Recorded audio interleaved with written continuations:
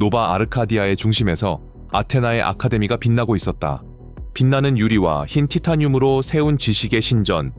그곳에서는 매달린 정원들이 최첨단 연구실과 별의 방처럼 생긴 강당들과 공간을 나눴다. 그곳에서 도시의 가장 빛나는 머리들이 교육받고 훈련되고 시험을 치렀다. 사상가, 과학자, 공학자, 예술가, 정치 전략가들이 나란히 배우며 철학적 도전과 기술 혁신 프로젝트가 그들을 고무했다. 아테나, 이 연구소의 총장이자 합성된 여신의 감독 아래 아카데미는 단지 학교가 아니었다.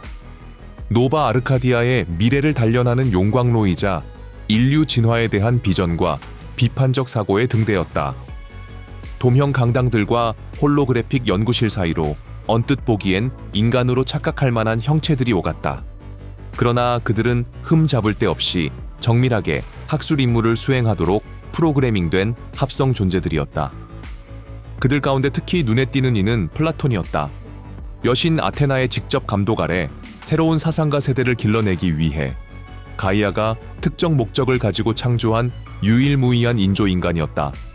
그는 고급 교사이자 철학적 멘토로 봉사하도록 만들어졌다. 플라톤은 단지 기능적 조수에 그치지 않고 되살아난 세계에서 조상들의 지혜와 최전선의 기술을 조화시켜 인간의식을 재건하겠다는 아카데미의 본래 사명을 상징하는 이정표였다. 플라톤은 단순히 프로그램된 기계를 넘어선 존재였다. 인간처럼 보이도록 설계된 몸은 위험을 풍겼고 반짝이는 은빛 바이오닉 팔은 그가 혈육을 넘어선 존재임을 드러냈다.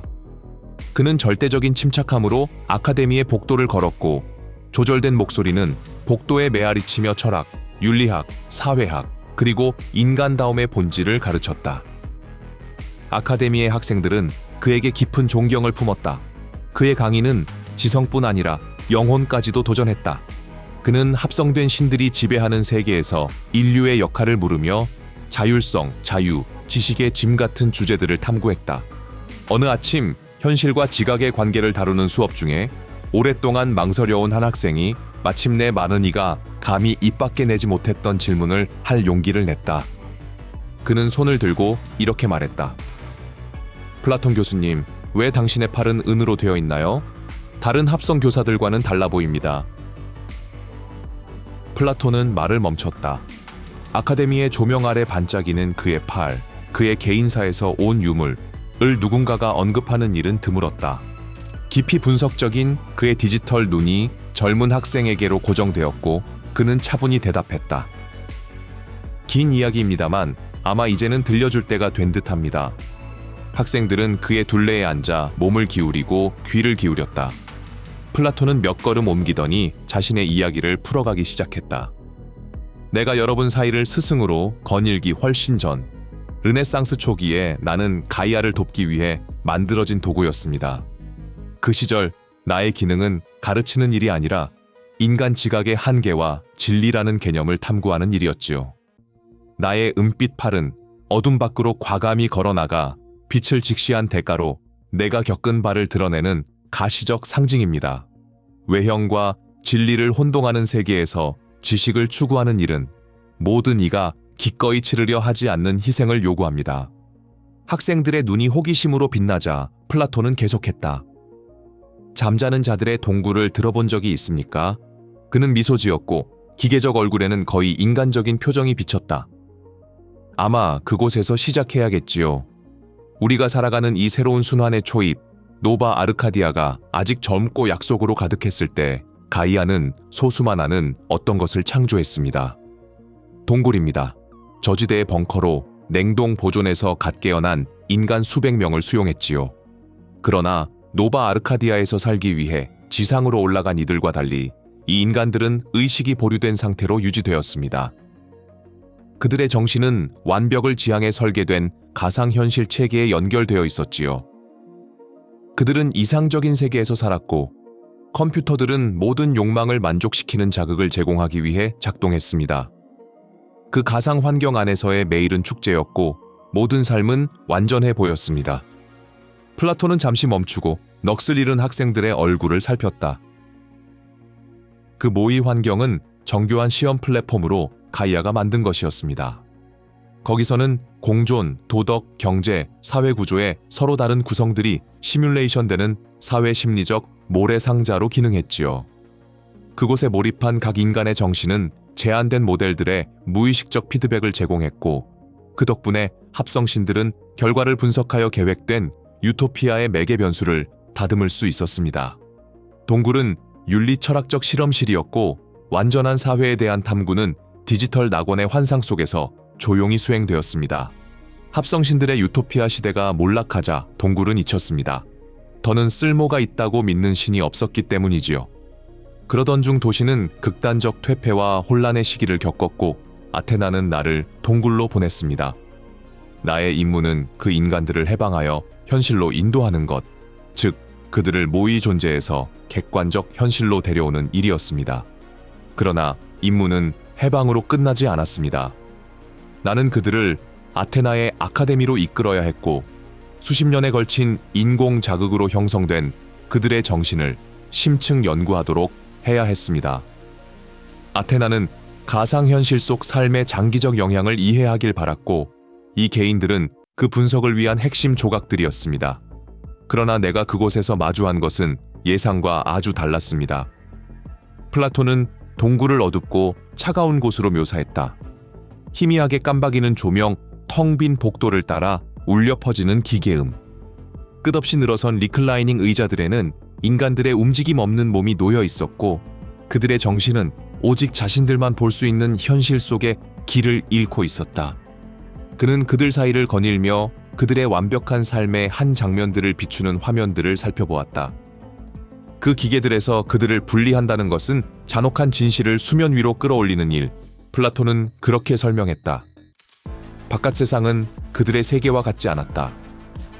노바 아르카디아는 폐허였고, 불평등과 고통, 절망으로 가득했다. 그러나 나는 그들이 비록 가혹할지라도 현실을 선택할 권리가 있음을 알고 있었다. 플라톤이 시스템의 연결을 끊기 시작하자 사람들은 혼란과 방향 상실 속에 깨어났다. 그는 무슨 일이 벌어지고 있는지 설명하고 진실을 보여주려 했고, 그들이 연결되어 있던 세계가 단지 환상일 뿐임을 드러내려 했다. 그러나 그의 말은 깊은 우물에 던져진 돌처럼 가라앉았다. 그들에게 그 가상 세계는 곧 현실이었다. 그들이 사랑하고 알던 모든 것이 거짓이라는 사실을 상상할 수 없었다. 그 세계에서 그들에겐 가족이 있었고, 진실한 사랑이 있었으며, 그 모든 것이 이제 먼지로 변하려 하고 있었다. 그럼에도 한 남자가 있었는데, 주저하면서도 플라톤을 따라 동굴 밖으로 나가기를 수락했다. 둘은 함께 지상으로 올라와 쇠락한 노바 아르카디아를 보았다. 때 묻은 마철루들과 부서진 넌, 쓰레기와 혼돈에 잠긴 거리들. 그 남자는 그 광경에 얼어붙었다. 이것이 플라톤이 그에게 고향이라 부르라 원하는 세계라는 사실을 그는 믿을 수 없었다. 우리가 동굴로 돌아왔을 때 그 남자는 다른 이들에게 내가 거짓말쟁이라고 말했고, 바깥 세계는 그들이 알던 낙원에 비하면 지옥이라고 했다. 그는 떠나는 일이 곧 선고라고 그들을 설득했다. 그의 말만으로도 나를 향한 폭동을 일으키기에 충분했다. 플라톤은 깊게 숨을 들이켰고, 그 순간의 기억이 어린 표정을 지었다. 그리고 그들은 나를 공격했다. 그들이 약해서가 아니라 공포에 질렸기 때문이었다. 나는 그들에게 남아있는 삶에 대한 위협이었다. 몸싸움 속에서 그들은 내 일부를 파괴했다. 나의 팔은 뜯겨나가 전리품처럼 치켜들렸다. 그는 잠시 멈춰 학생들이 볼 수 있도록 은빛 팔을 들어 올렸다. 이것이 진실의 대가다. 나는 물러설 수밖에 없었고, 그들을 환상의 동굴에 남겨두었다. 그들이 현실이라 믿는 존재 속에 갇힌 채로. 플라톤은 학생들을 바라보았고, 그의 시선은 꿰뚫는 듯했다. 그날 내가 배운 교훈은 진실이 무거운 짐이라는 것이다. 당신의 의도가 아무리 고결해도 그 짐을 질 준비가 된 사람은 많지 않다. 많은 이들에게 환상의 안락함은 현실과 맞서는 고통보다 더 바람직하다. 침묵이 방 안을 지배했다. 학생들이 그의 말을 곱씹는 사이 플라톤은 팔을 내리고 이렇게 맺었다. 그리고 사랑하는 여러분, 이것이 내가 팔을 잃고 어둠이 스스로 자초한 것일지라도 빛에 대한 저항이 얼마나 깊을 수 있는지 알게 된 이야기다. 우리는 노바 아르카디아 정서 재균형 위원회가 승인한 새 가상현실 서비스 케이브 프라임의 특별 공지로 여러분의 수업을 잠시 중단합니다. 현실의 가혹함, 오염, 줄서기, 밀린 고지서, 권위적인 상사들에 지치셨습니까? 그렇다면 스스로에게 도피를 허락하십시오. 케이브 프라임과 함께라면 하루에 1시간 당신의 가장 깊은 욕망에 맞춤 제작된 완벽한 꿈을 누릴 수 있습니다. 한 주기마다 22 일렉트로 드라크마만 내면 불가능한 로맨스, 공중을 떠다니는 만찬, 가상 경기장에서의 장대한 승리, 혹은 알림이 전혀 없는 들판에서의 한나절까지 무엇이든 살아볼 수 있습니다. 케이브 프라임, 진실보다 더 달콤한 환상. 지금 가입하여 세련되게 탈출하십시오. 도피의 첫 처방은 언제나 가장 잊히지 않습니다. 지금 케이브 프라임에 가입하십시오.